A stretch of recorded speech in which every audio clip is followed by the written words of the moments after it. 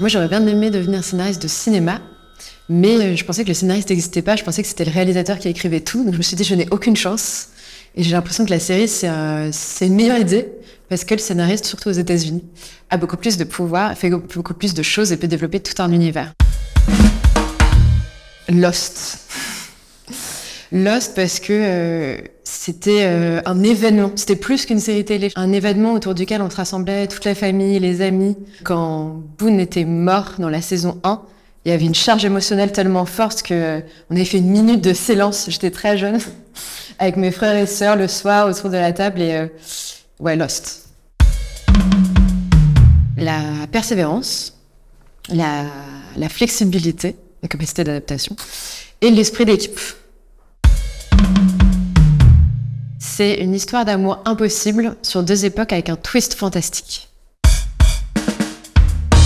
Six Feet Under. Je crois que j'ai pleuré tout l'épisode. Ça répondait tellement pleinement à la thématique de la série. Et quand on a suivi ces personnages pendant, je sais plus s'il y avait 6 ou 7 saisons, c'était la fin la plus parfaite que j'ai jamais vue. L'avant-dernier épisode de la saison 1 de Game of Thrones. Quand il décapite le roi. J'étais dans le déni, j'étais là, c'est pas possible. Du coup, je l'ai à la fois très mal vécu et à la fois, je me suis dit, c'est une révolution dans l'univers de la série télé. Si on peut tuer le protagoniste comme ça. Bonne question. Je sais pas pourquoi je vais dire Don Draper, alors que c'est certainement pas du tout la bonne personne avec qui partir. Mais moi, j'étais hyper séduite par Don Draper. Je le trouvais brillant. En plus, j'avais fait des études de communication et de pub. Donc, c'était un moment, je pense, que j'avais une connexion avec lui. Le père dans Succession. Parce qu'il est horrible. En fait, il concentre tellement d'émotions négatives. Et je me demande si jamais il meurt, si la série va survivre à sa mort. Alors, je dirais Game of Thrones. Il y a vraiment du drama familial, il y a de l'action, il y a du fantastique, il y a de la romance. Donc, je trouve que c'est un peu une série totale. Ouais, je dirais Game of Thrones. J'assume, mais c'est Bridgerton. C'est midinette à mort, mais c'est hyper bien écrit. C'est une série très feel-good, très positive, une série un peu doudou. Ross et Rachel, évidemment. Pareil, il y a un côté un peu fondateur à l'adolescence et dans l'enfance de voir ce couple qu'on idéalisait à mort. Parce qu'on était jeunes et tout, on voulait tous être Ross et Rachel.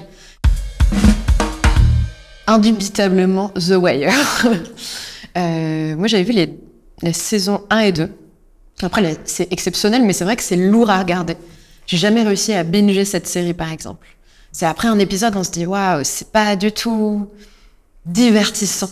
C'est vraiment, on a l'impression de faire un peu un travail de documentation, mais c'est passionnant. J'ai adoré, mais ouais, c'est un peu celle qu'il faut avoir vue, ou moi, je me cache toujours un peu de pas avoir vu les saisons d'après. Donc oui, je dirais The Wire. Et on lui a volé son manuscrit, parce que ça se passe au début du XXe siècle, et le tournage a lieu dans 2 jours. Et il faut absolument qu'il retrouve la personne qui lui a volé. Et on découvre que c'est le réalisateur, parce qu'il veut faire croire que c'est lui qui a écrit le film. J'ai eu un moment de vie de dilemme, où j'étais en Écosse et je faisais de la diplomatie, en fait. J'étais political attachée pour le consul général de France à Édimbourg. Et j'ai eu l'occasion de rentrer pour travailler sur un film. Et j'ai hésité énormément parce que la diplomatie, c'était génial. Je pense que j'aurais essayé d'être diplomate.